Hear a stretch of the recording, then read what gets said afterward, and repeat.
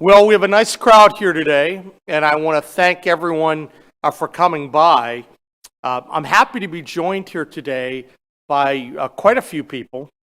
I'm going to start with the folks that are up here, including Senate President Randy Smith, House Speaker Roger Hanshaw, House Majority Leader Patrick McGeehan. We also have a number of other people here who have been working diligently to help ensure that West Virginia has the best possible economic opportunity. I think that the bill we're going to talk about today is going to bring so much positive strength to West Virginia and our economy. I know that people are very excited about it. A couple people here today who we've been working with include Chris Hamilton, the West Virginia Coal Association, Jason Bostic, the Vice President, West Virginia Coal Association, Jason Pizzatella, the CEO of the Contractors Association, Greg Hoyer, the VP of Government Affairs for Hope Gas, Mary Beth Anderson, good to see you, Mary Beth, with Antero Resources, Travis Mollahan with WVU, Sarah Payne Scarborough of Marshall. We have Tony Stroud from Marshall, John Bain from EQT. I see other people, Curtis. We have Sarah Tucker, who's the Chancellor of the West Virginia Community and Technical College System, among other hats. Grateful that everyone's here today showing such strong support behind an important bill. And I'm going to start with an important premise. West Virginia is America's energy state. Thank you.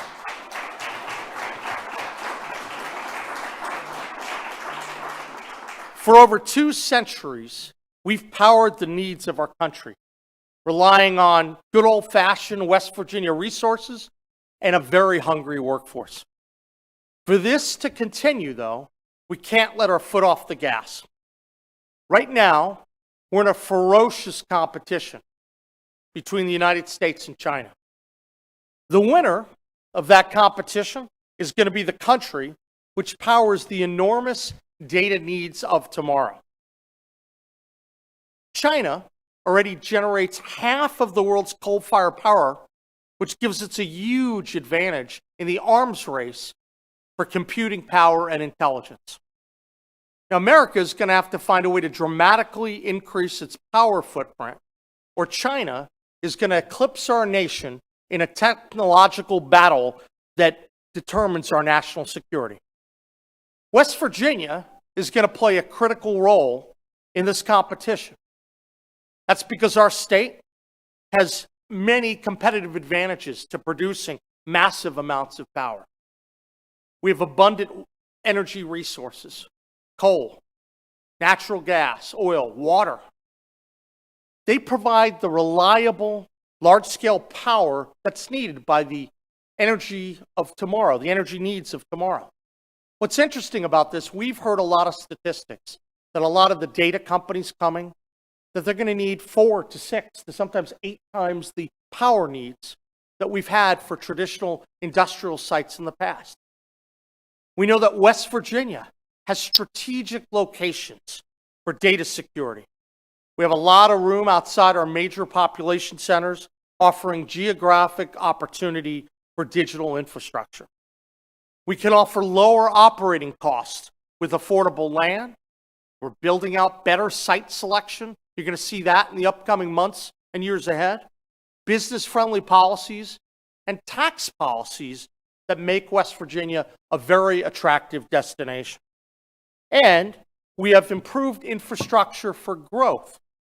In the next week, you're going to be hearing a little bit more about what we're doing on the broadband front. That's part and parcel with this broader effort to take advantage of our great energy resources. We certainly need that high-speed connectivity to support the next wave of digital innovation. Now, I'm here to tell you right here, West Virginia, we're once again going to be the engine that powers our country, and we'll do it from right here at home. That means we're going to be able to expand more coal and gas and expand the use of microgrids for data centers. Now, for those who don't know, a microgrid is a self-contained power network that operates separate from the main power grid. Right now, the West Virginia Code allows for 2 microgrids in the entire state. Our bill seeks to change that and to accommodate the demand of the data centers that are so desperate to be hooked up to get closer to the energy source. Current law also requires these microgrids to be powered by renewable energy in part. That's going to change. Right now, we have a lot of data centers that have been knocking on our doors, and they're anxious to come to West Virginia and start using our natural resources as a main source of power. Under our proposal, we're going to make it easier for these data centers to do that. West Virginia will be the most attractive state in the country for data centers after this bill is passed. So we have a lot of good things going on, and today I'm calling on the legislature, and I'm glad to be joined with senior members of the legislature to consider this proposed bill called the Power Generation and Consumption Act, which expands data center development in West Virginia. It utilizes our coal and natural gas and water resources, and once again makes West Virginia #1 in the country in terms of attractiveness for data center. This Power and Generation and Consumption Act can allow companies to develop independent energy grids using natural resources, positioning West Virginia as a prime location, once again, for data centers, for AI, for cloud computing. It also allows these new microgrids to burn coal, gas, and all types of energy resources rather than just being limited to certain renewables. When I look at this bill, I think it's a once-in-a-generation opportunity for West Virginia to power the future of data and help America compete with China on an international level. This is about our national security, and West Virginia will lead the way. This bill will also drive economic growth and bring manufacturing and better high-skilled jobs to the state. It's going to strengthen the economy, and it's also going to lower income taxes by expanding the tax base and bringing in increased revenue. Now think about it for a moment. West Virginia, we're going to be using our West Virginia resources. We'll have an expanded West Virginia workforce, and we'll be able to power West Virginia businesses through all the wonderful things we have in the ground. Now, a big part of this proposed bill is to take the resources that we anticipate will come from these efforts, and we're going to reinvest them in West Virginia. Now, for those here, you've heard me talk a lot about the backyard brawl, right? I've talked about competing more effectively with all the states that we touch. And one of the biggest things I've talked about is ensuring that our income tax is more competitive. It is my strong goal to make sure that by the end of my term, we're going to have the lowest income tax of all the states that we touch, the lowest. And this bill is going to help us get that done. While the resources are not going to come in immediately on this, we know that as they come in, I'm proposing that 60% of the dollars coming in through the existing structure that we're having after the counties are addressed and their excess levies are addressed, that would be dedicated to the personal income tax reduction fund. 15% will go toward economic development, the closing and promotion fund. Currently, this fund doesn't have a dedicated revenue source, and I think that costs us some opportunity to have stable long-term growth and have the kind of economic development that we've seen in other states across the country that's been effective. Very importantly, we proposed that 15% of the dollars would go toward electric grid stabilization and security. We recognize that there are some challenges right now with PGM, and we want to make sure we're addressing the legitimate needs that come from the utilities. We know that the price of energy is too high for consumers. We want to make sure that we're shoring up the grid and helping consumers along the way. I think that's critical to do anytime you're changing, you're talking about energy needs, so that consumers know they're not getting shafted by the process. They will not under this bill. That's why we're pushing 15% toward that. And then we're proposing that 10% of the dollars would go toward general revenue. Now, in addition to the financial provisions, We've, through our conversations, know that data centers, they get worried sometimes about the permitting processes and other codes that are outdated, things that make it more difficult to locate in a particular place. That's why our Power Generation and Consumption Act establishes a data economy liaison who's going to serve as a key point of contact within our administration with microgrid and data center developments and folks in the counties. So it's a one-stop shop to clear a path to get rid of some of these regulations and the red tape that typically bogs down development. It can help coordinate state and local efforts effectively. That's what people want. This is going to be the single best place in America for data centers to come. This Power Act is also going to work very nicely with the power tech concept that we talked about at the State of the State. For those who listen, and I want to thank especially the educational institutions that are here today. During the State of the State, we talked about building out the workforce that's going to be needed to power the energy needs of tomorrow. We talked about the advanced manufacturing jobs, the technology and data engineers. We talked also about the importance of VOTech, ensuring that we have the right number of contractors and plumbers and electricians. These are all jobs that are going to be greatly in demand over the next 10 to 20 years. West Virginia wants to be a factory to produce as many of these type of jobs as possible. So we must invest in our educational institutions. Thank you for West Virginia State for also being.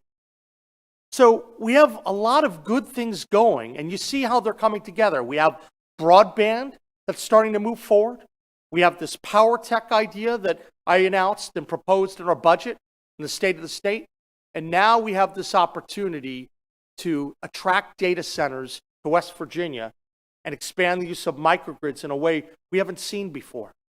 That's a pretty powerful set of pieces of bills coming together and ideas that are really going to be very beneficial for economic growth.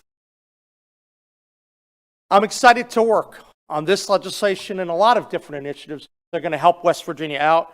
And I'm, of course, looking forward to working with our partners in this process, the legislature and the leaders that we have here today. We can't do anything by ourselves. We're all here in Team West Virginia. And the only way that we're going to accomplish things is that we all work together for the common good. I think the gentlemen here absolutely want to do that. I think the vast majority of legislators want to do that. That's why it's an exciting time, and I want to give some of these gentlemen an opportunity to share their thoughts on this. And I'll start with Senate President Randy Smith, who's been busy doing a lot of good work this session.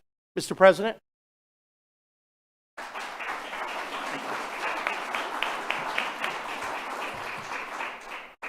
Thank you, Governor. Great day in West Virginia. It's a great day to see all the people that's been involved moving West Virginia forward for the last 10 years or so. And as somebody, I can't remember which one on the A team said, I love it when a plan comes together. And this is proof of it today. We've worked hard to change the business climate in West Virginia, the regulatory climate, and tort reform. It's been a plan that has taken several years to get together, but this proves today that it's working, and West Virginia is on the grow. And people that I have serving with me in the Senate, and the people that the Speaker has serving with him in the House, I'm not going to speak for him, but I've got an awesome team of senators who love West Virginia. That's why they're here. I see Senator Jeffries, who has been a rock star. He's the chairman of the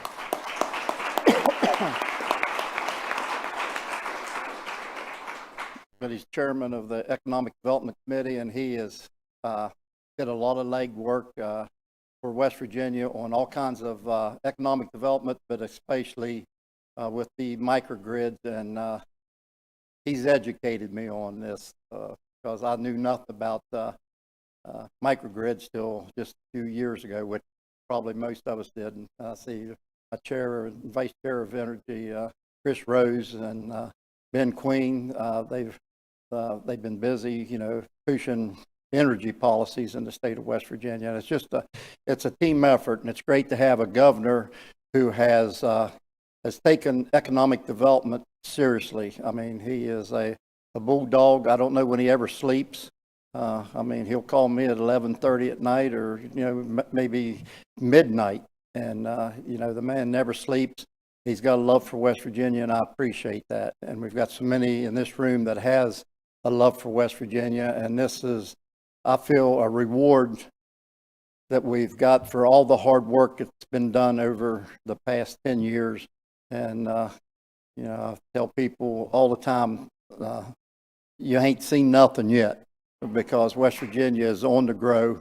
We're going to continue to grow, and this is a huge opportunity for us, and I'm anxious for the two bodies to get together and with the governor and come up with the best possible plan and the best possible bill for this. And my majority leader just walked in, Patrick Martin, so he's probably looking for me, wonder where I went. I hope there's not a fire someplace he come to get me to help put out, but Patrick's did a great job on this, and he's did a lot of, he's a fine young man, and a strong West Virginia, and, businessman. And we just got a great group in the legislature, and I'm just anxious to get started and finish what we started. So, Governor, I want to thank you for all your hard work, and we appreciate all the support. Amen. Thank you, my friend.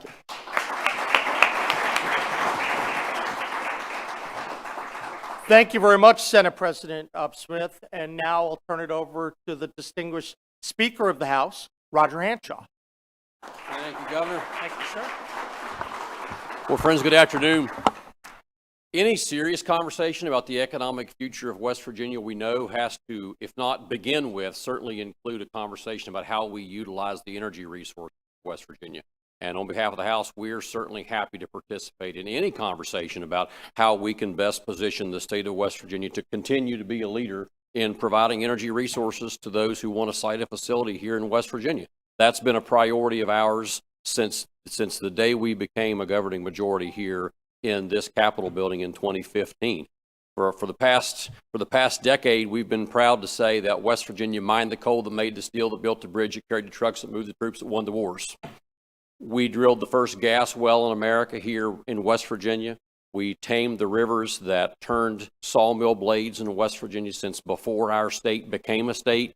And we're proud of that history, but we're also excited about our future. We're excited about how we utilize energy, as the governor's discussing here, in collaboration with our partners in industry, in energy production, in higher education, in manufacturing, in the 21st century economy writ large, to create and grow new job opportunities here in our state. But that, for us, begins with energy. It begins with embracing our role, our traditional history as an energy production state, and continuing to move that same role forward as we provide energy to the rest of the world. So, Governor, we appreciate the leadership. We're excited to work with you.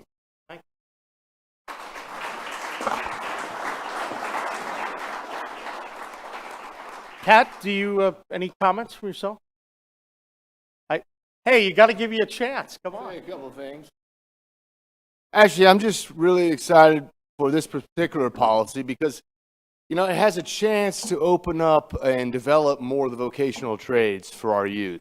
I think that's something that's been lost, and we really need to push going forward because, the vocational trades can sort of develop what's been the old classical forgotten virtues like self-control and temperance. If we teach our children and have that access for our youth again of sort of a resurgence of the vocational trades, hopefully we can take care of many other problems that are sort of downstream from that. Because if you develop self-control and master a trade, not only is it very fulfilling for yourself personally, but it helps the community. And it also teaches, if you have the virtue of self-control, then maybe you can also forego illicit drug use. Maybe you have self-control to get off the couch and go for a jog in the morning. But I think we need more of that, and that's one particular reason why I'm really kind of excited about the governor's new proposal here. So thanks.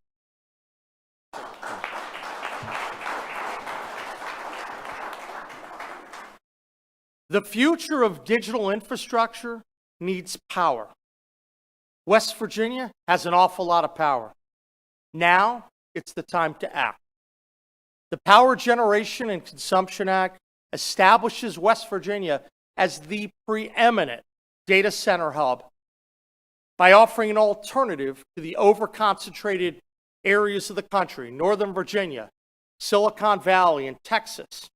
This gives us a chance to really shine and also helps reduce risk from power outage. It helps us get stronger from a national security perspective. For anyone in the legislature who cares about economic development, this is an incredible bill, incredible opportunity. It will actually move the needle. Maybe not in year 1 and 2, but it's setting West Virginia up deep into the future. So I urge the legislature to swiftly consider this bill and send it to my desk for my signature. I'm deeply grateful for all the legislators who are here today and the various companies showing strong support for this. This is our chance. Let's take full advantage of it. So thank you for that, and happy to answer any questions that you may have. Stephen.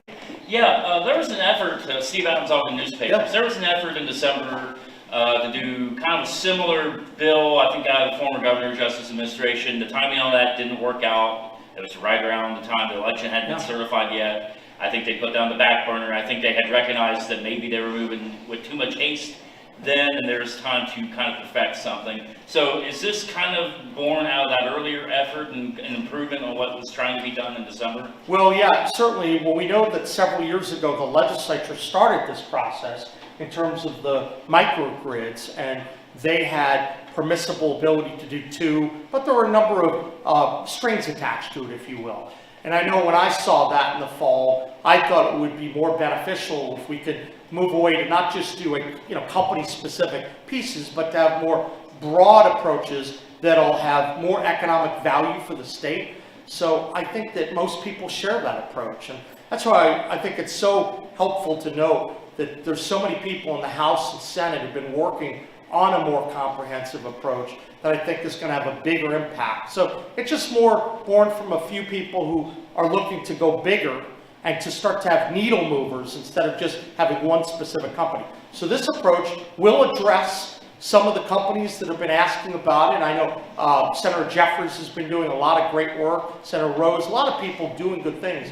But this bill is meant to be very attractive more broadly for folks. And I think that's the direction, at least that I wanted to go in. And I'm certainly pleased. I think we have the right alignment in terms of the groups who are very interested in advancing this proposal and good interest from the legislature. So I'm very optimistic about that. Any other questions? Hey, Bob. So the prior policy where you had the microgrids, I think that the one that's been approved is the one near the airport in Mason County, I guess that's Fidelis, and there's one that with Power China in Jackson County. When we went with those individual things, was that more of an effort to protect coal, and this is more of an effort to get other energy sources into this? I would say that there are a couple different ways to think about this. There still will be up to 2 companies that could take advantage of the microgrid, so nothing would change, and anyone who had been operating under that assumption, nothing changes for them. But what this does is designed to make West Virginia even more attractive from a data center perspective, because the data centers are going to be able to access the local energy sources outside the grid. But we also did it in a way to shore up the support of the grid. So this is really designed to take advantage of what we think is one of the biggest economic opportunities that West Virginia has seen in a very, very long time. But it also holds harmless those folks that have been looking at the old law and thinking that they were going to operate under that framework. Stephen. Well, part of that, obviously a big part of this is the microgrid effort you're talking about, but you do keep alluding to grid resiliency and trying to get more use. I know there's a provision in there for base fuel supply, requiring coal-fired power plants to have, I believe, 30 days of supply on hand. Is there any concern about that requirement and similar requirements in this perhaps having the opposite effect and possibly raising the price on utility customers to keep some of these power plants going full-time like that? I would say no for a couple different reasons. First, when you have some of these local grids that the data center will be operating under, to the extent that there's significant investment needed and additional transmission, a lot of those will get born within the microgrid. That's significant. Second, we specifically set up this fund to address it because we want to make sure that we're protecting consumers. All of us have heard about the high cost of power and a lot of consumers who have been hurt by that. I want to make sure that we're bringing stabilization to the grid. And so that's why some of the resources are dedicated toward addressing that. So you might have one of the utilities who has some needs, and rather than pass that along, there might be other investments that could be made by the state and others that otherwise you wouldn't have been able to do before, knowing that the money is going to be right passed down to the consumer. So it's been an effort to address that. Just a quick clarification on that too. Is that going to be kind of a new type of ad valorem property tax? I know that's going to be done in conjunction with the Board of Public Works kind of doing those assessments and whatnot. What's kind of different about that? So it's not a new tax. It's the same tax structure, but what it does is it changes some of the distribution after, of course, the needs of the counties get addressed. Counties have normal property tax systems. They may have excess levies, and the goal is they're going to do very well, but then we thought that this was also a shared resource for the entire state, and that's the money that we propose dividing into the income tax reduction, which is very, very important, will make West Virginia more competitive, the 15% on economic development, the 15% on grid stabilization, and 10% for general revenue. But this is not a new tax. It's just building and changing because some of the resources coming in, I think, merit being shared in a number of different places. Thank you. Alex Tejada, Hey, 13 Alex. News. Yeah. How dependent is the microgrids on coal production? And I know the Coal Renaissance Act aims to ramp up coal production. How soon can we expect the production to be increased? It's hard to put an exact time frame on it, but we're putting the right provisions in and incentives in place, and we've tried to work with all the affected groups. We think that coal has a strong place in our state's future, in our country's future. We think gas is going to be very, very attractive, and I want to encourage all of the different energy sources that we have, because we have a lot of energy in a lot of areas, and we want to take full advantage of it. So I think that there are going to be great opportunities for all the different forms of energy that we have here in the state, even our water resources. We know that's one of the reasons why that we're attractive to a lot of these data centers because of the ability to cool some of the equipment. I think that's very positive. So I'm looking at this as a win-win for all the energy resources in all the energy resources that we have right here in West Virginia. Any final questions? Well, thank you all for coming, and this is a great opportunity for this session and for our state. Thank you.